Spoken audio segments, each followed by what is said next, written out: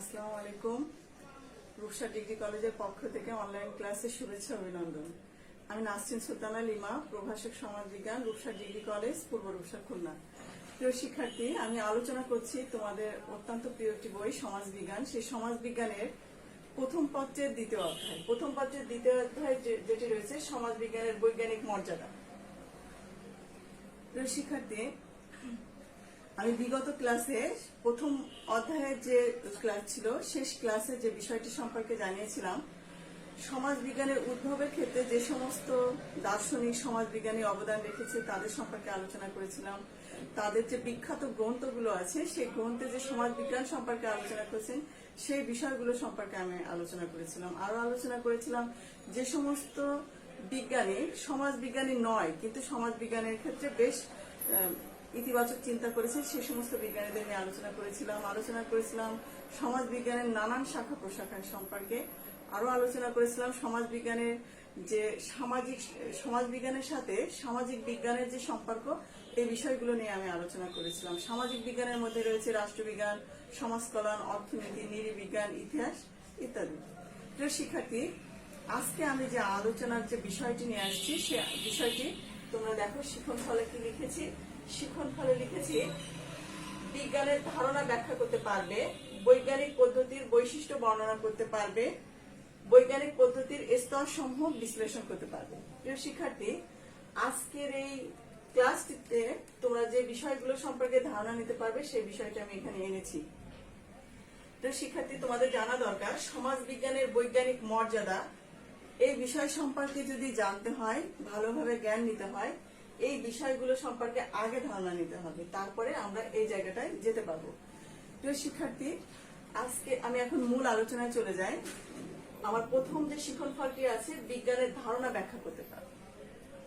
বিজ্ঞান কি? প্রিয় শিক্ষার্থী, আমাদের প্রথম জানতে হবে বিজ্ঞান কি। বিজ্ঞান হচ্ছে একটি বিশেষ জ্ঞান যেটা পরীক্ষা, প্রমাণ এবং যুক্তি দ্বারা সুশৃঙ্খলভাবে নির্মিত যে জ্ঞান, সেটা হচ্ছে বিজ্ঞান। তাহলে এখানে আমরা কি বলতে পারি যে বিজ্ঞান হচ্ছে সুশৃঙ্খল হতে হবে।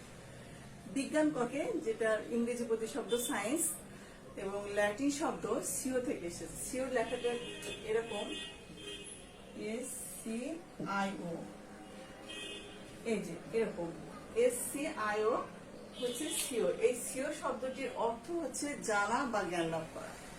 তাহলে আমরা এই শব্দটি পেয়েছি ল্যাটিন শব্দ থেকে পেয়েছি।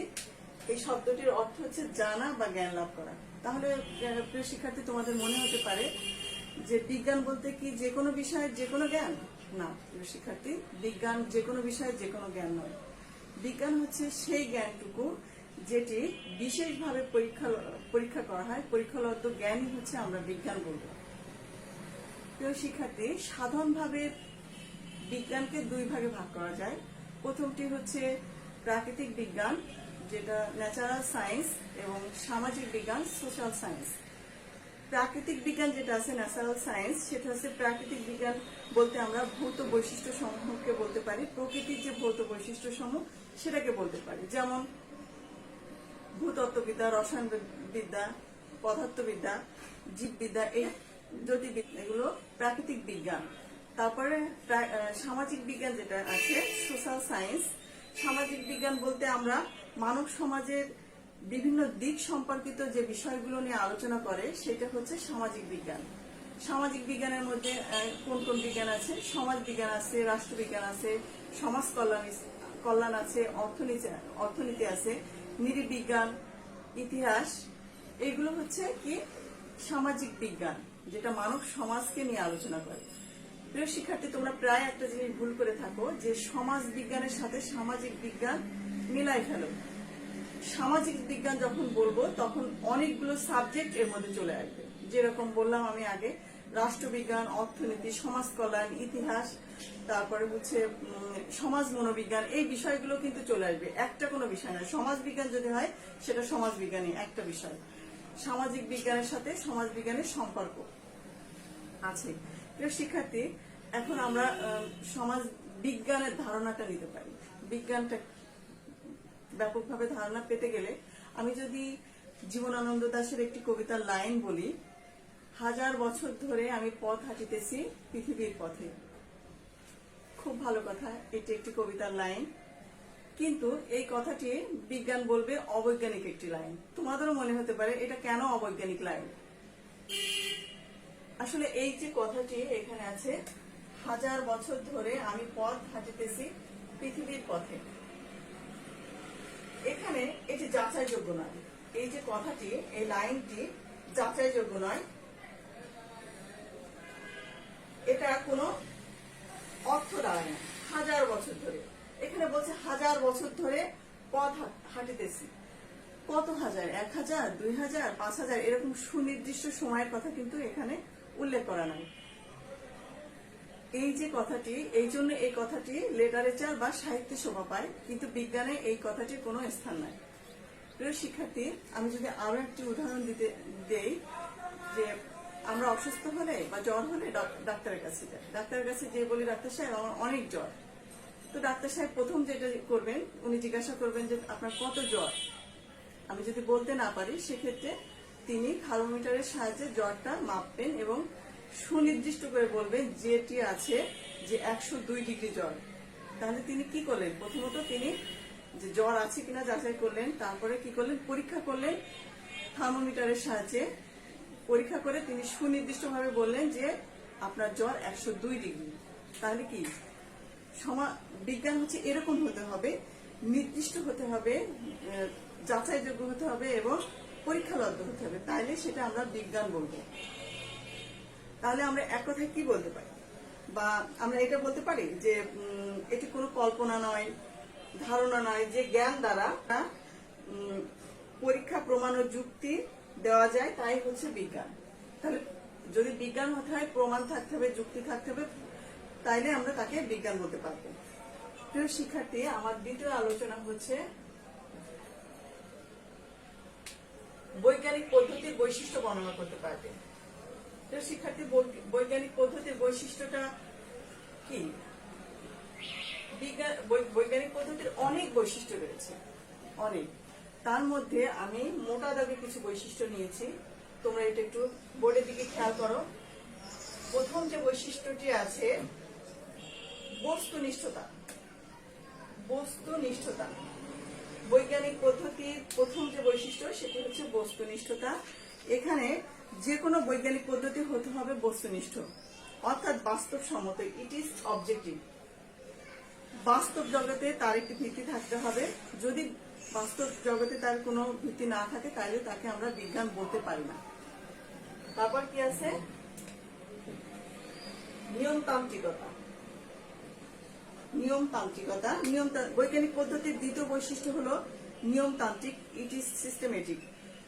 ধরো সমাজের সামাজিক কার্যাবলীর কোনো বিষয় নিয়ে গবেষণা করা হলো, সেক্ষেত্রে তিনি একই বিষয় নিয়ে 3 বার গবেষণা করলেন, কিন্তু 3 বারই তিনি ভিন্ন ভিন্ন পদ্ধতিতে গবেষণা করলেন। কিভাবে হয়েছে তিনি এটি ব্যাখ্যা দিতে পারছেন না, কিন্তু রেজাল্ট তিনটেরই একই আসছে।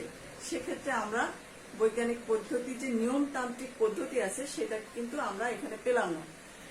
অবশ্যই যদি আমাদেরকে গবেষণা পদ্ধতি সঠিকভাবে করতে হয়, নিয়মতান্ত্রিক পদ্ধতিতে করতে হবে।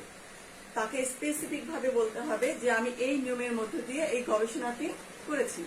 প্রিয় শিক্ষার্থী, এর পরের যে আলোচনাটি আছে, অভিজ্ঞতা ভিত্তিক। বৈজ্ঞানিক পদ্ধতি হচ্ছে অভিজ্ঞতা ভিত্তিক জ্ঞান। শিক্ষার্থী, তোমরা অনেকেই জানো যে আমরা কিভাবে বৈদ্যুতিক বাতি পেয়েছি। টমাস আলভা এডিসন যখন বাতি নিয়ে গবেষণা শুরু করেন, তখন তিনি কাজটি করতে যেয়ে বারবার ব্যর্থ হন। এই যে ব্যর্থ হওয়া, যে প্রতিবার ব্যর্থ হয়, এই প্রত্যেকটি ব্যর্থতা তাকে জ্ঞান অর্জনে সহযোগিতা করছে এবং অভিজ্ঞতা অর্জন করেছেন। প্রতিটি ব্যর্থতায় একটা অভিজ্ঞতার ধাপ। প্রিয় শিক্ষার্থী, এটাই হচ্ছে অভিজ্ঞতাগত জ্ঞান। তারপর কি আছে? নিরপেক্ষতা। নিরপেক্ষতাটা কি? জ্ঞান হতে হবে নিরপেক্ষ, স্থান কাল পাত্র ভেদে নিরপেক্ষ থাকবে। কোনটি সত্য কোনটি মিথ্যা, বৈজ্ঞানিক পদ্ধতি এই বিষয়গুলো নিয়ে আলোচনা করে না। সত্য হলে সত্য, মিথ্যা হলে মিথ্যা।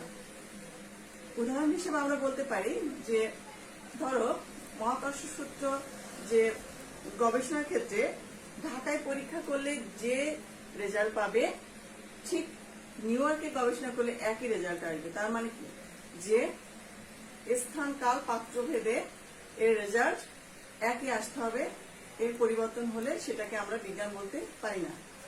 প্রিয় শিক্ষার্থী, পরে যেটি আছে যাচাই যোগ্যতা। যাচাই যোগ্যতা বৈজ্ঞানিক পদ্ধতি অন্যতম একটি বৈশিষ্ট্য হলো যাচাই যোগ্যতা। যোগ্য হতে হবে এটি।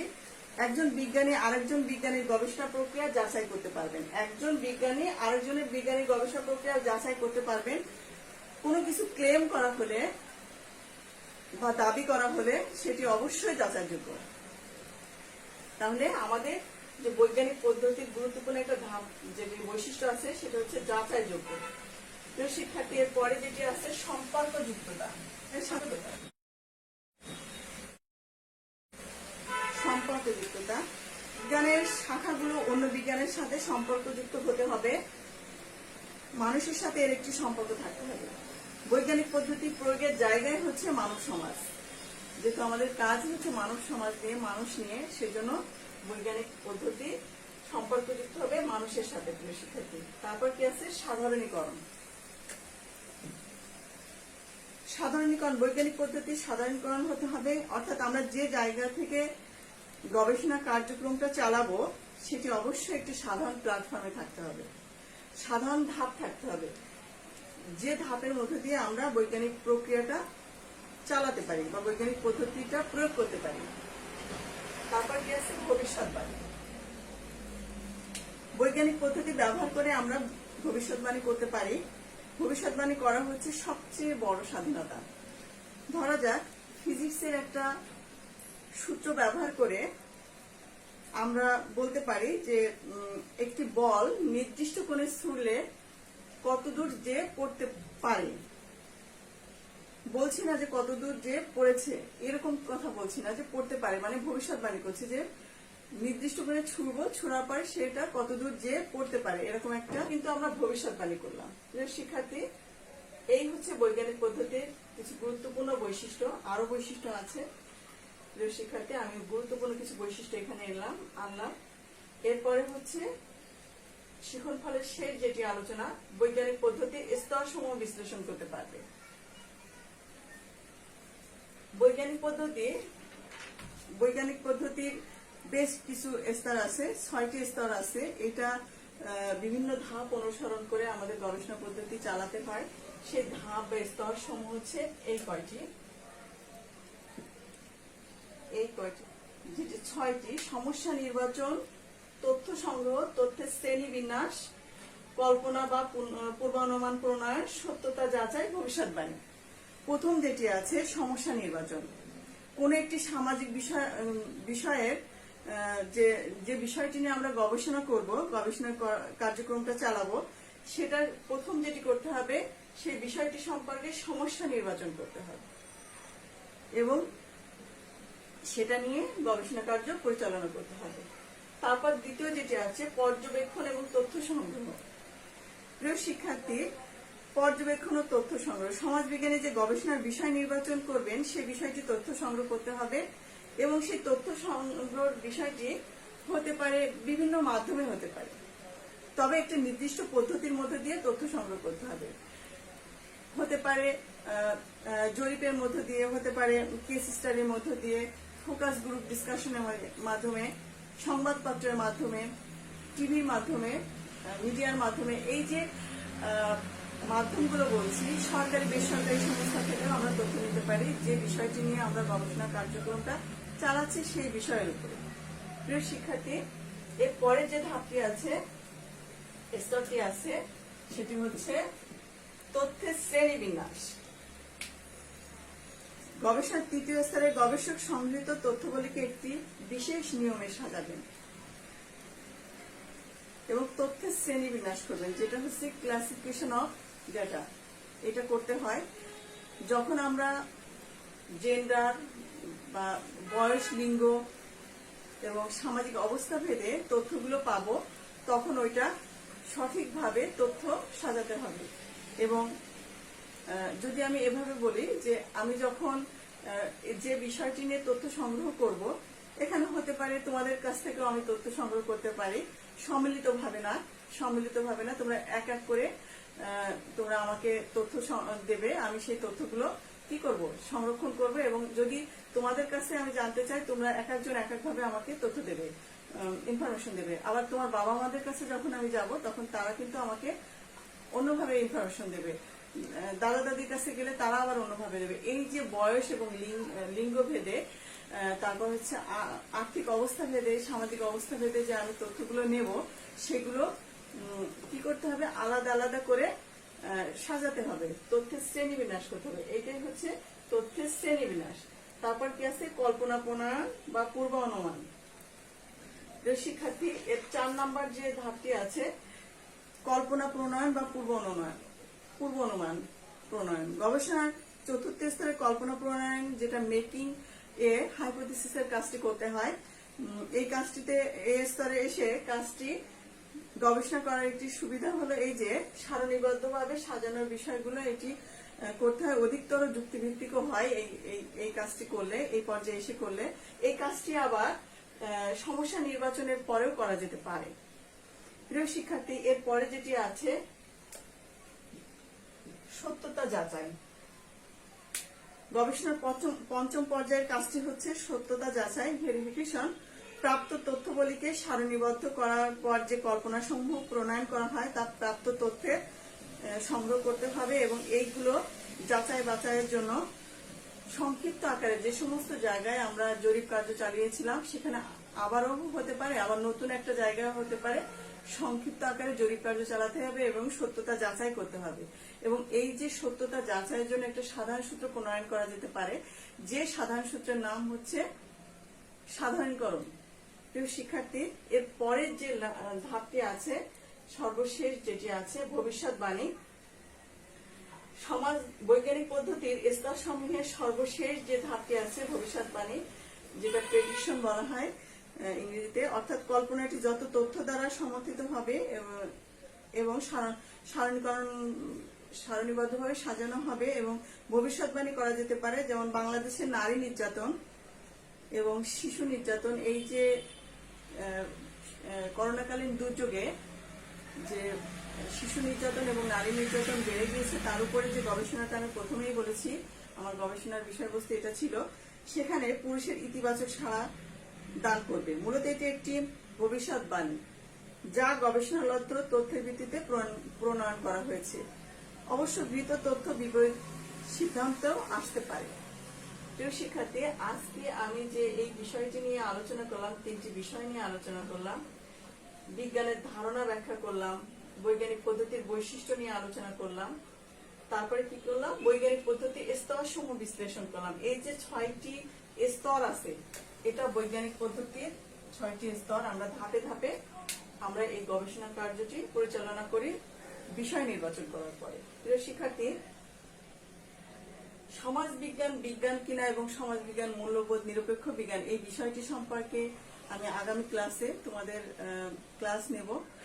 আশা করি তোমরা আমার ক্লাসেই থাকবে, সুস্থ থাকবে, এই শুভকামনায় আমি আমার ক্লাস শেষ করছি। ধন্যবাদ।